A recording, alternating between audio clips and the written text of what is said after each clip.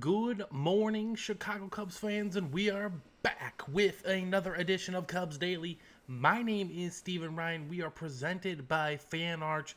Welcome to the channel. I hope you all are having a fantastic Tuesday. The Cubs did fall 7-0 to the Brewers yesterday. The second game got postponed due to the thunderstorms in the Chicagoland area. And unfortunately, we have some injury news regarding our Cade Horton. But before we get into all that, I just want to give everyone a big time thank you for all of your recent support here on the channel. I appreciate everyone who's liked the videos, shared the videos with their family or friends, fellow Cubs fans, and commented your thoughts, agreeing with me, disagreeing with me, the whole nine. I just appreciate you taking the time out of your day to share your thoughts. So keep that going, and let's hop into today's episode. Again, 7-0 against the Brewers today. Just not a good game. It was a good game for about the first 5 innings or so. That's when the lead was 2-0, but just the way this team has played offensively over the past, 2 months, it's just been, it's been grit and grind the whole time, and they only really had one good scoring opportunity when they had the bases loaded, and Owen Casey came up. And I thought Owen Casey did a great job battling with Freddie Peralta. Unfortunately, Peralta was just able to get him to swing and miss on that pitch outside.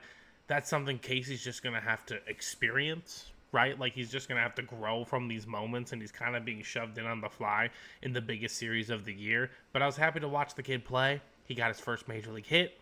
Good for him. Keep that ball.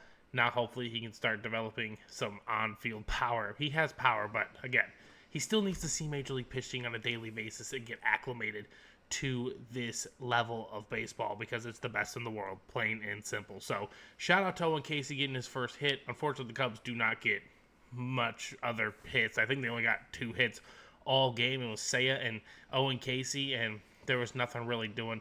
Not many runners got past second base. It was just an abysmal offensive performance. And then the wheels fell off at the end of the game. And Ryan Hollowell, the guy who they called up for their 27th man, was just ineffective against this Brewers lineup, which, the thing about this Brewers lineup is that they put fear into you every inning, every plate appearances. They squeeze the life out of your team. And they're relentless. They apply so much pressure, and it's a winning formula. There's just no doubt about it, and they're excellent at doing it. So kudos on the Brewers. This game was close in the beginning, right? Cade Horton did give up that home run to I believe it was Bryce Terang or Sal Frelick, one of those two guys. I think it was Bryce Terang.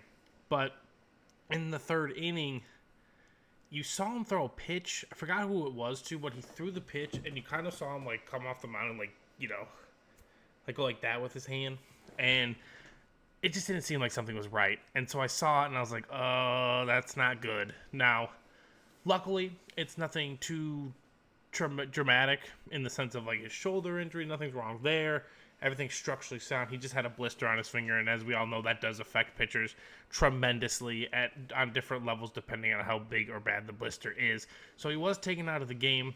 They did check on him just before, but then his control just went all off the wire, and I think he walked the next 2 guys. So that's when Counsell pulled the plug, brought in Drew Pomeranz, and he was able to actually get out of that frame. But unfortunately, the Cubs offense, if they're not there, they have no chance of winning any baseball games ever. So it's just an absolute struggle right now, an absolute brutal struggle to watch. But, I think Cade was going to battle.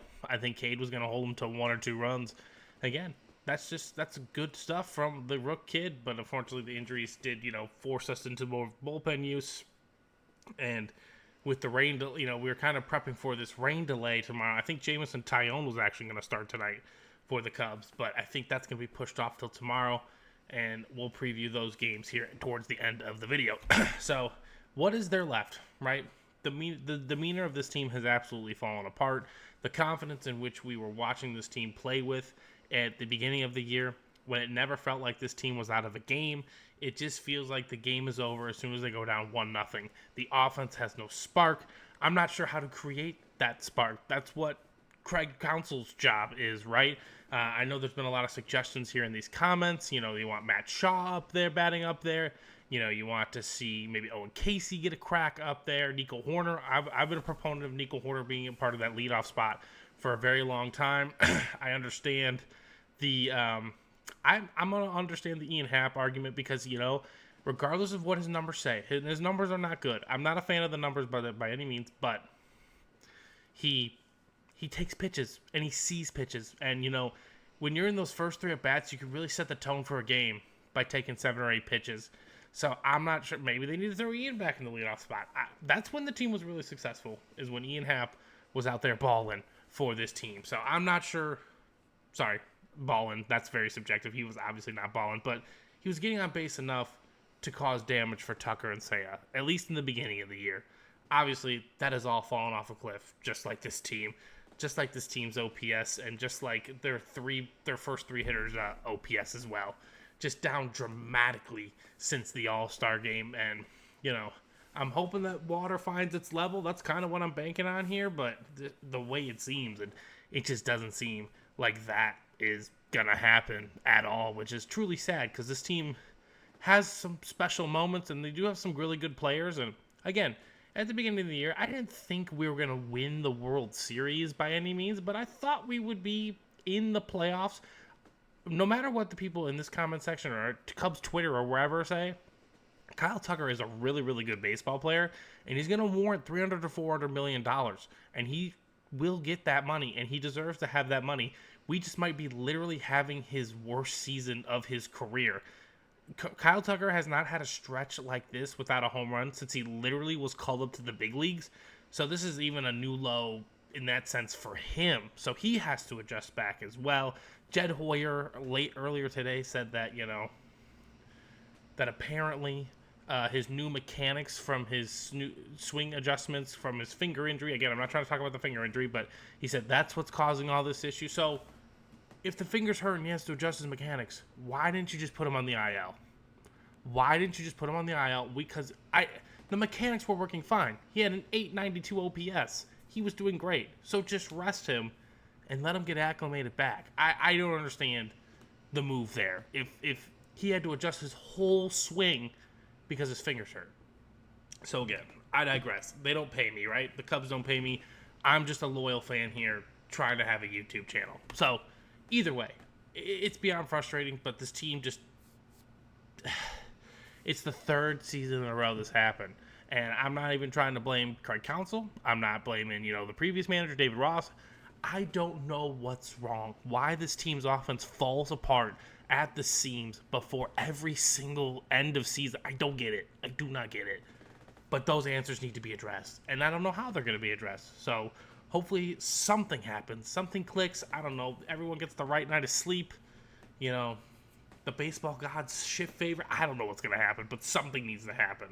So the game was rained out tonight, the doubleheader, so it's going to be rescheduled for today. We're going to have another one here at 1:20. We got Matthew Boyd going on the bump. We've lost his last 3 starts, so I'm hoping we can figure something out for Matthew Boyd. He absolutely deserves it. He has done nothing but pitch great for this team all season long.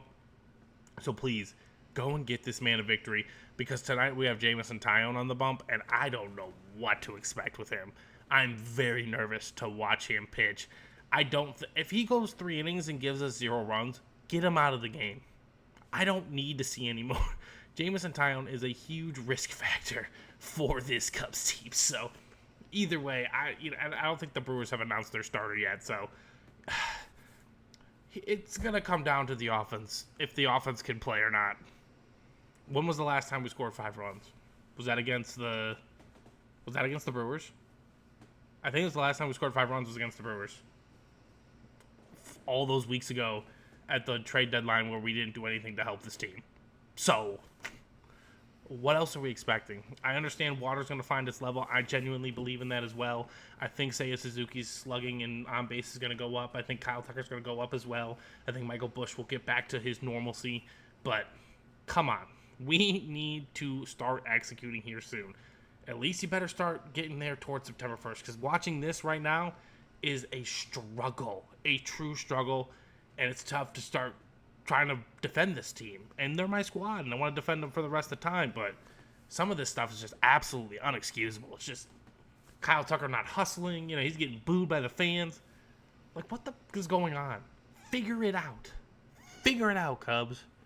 All right, ladies and gentlemen, that's going to do it for today's episode. Again, if you're enjoying the content, make sure you share your thoughts, share your frustrations about this team. It's just unbelievable. I mean, I've realigned my expectations from the beginning of the year to the middle of the year to now. So, again, let's get in the postseason and let the chips fall where they may. That's what I'll say. I hope you all have a fantastic rest of your day, and I'll talk to you soon.